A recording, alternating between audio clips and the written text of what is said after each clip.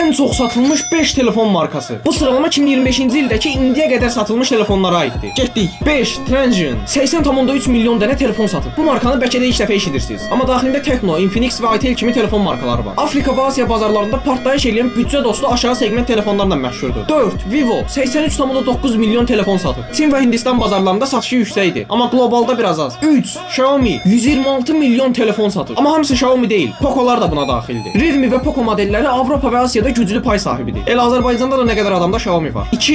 iPhone 155 milyon telefon satıb. iPhone 15 və 16 seriyaları hələ də çox satılır. Amma yüksək qiymət və rəqabət səbəbi ilə ikinci pilləyə enib. Və 1.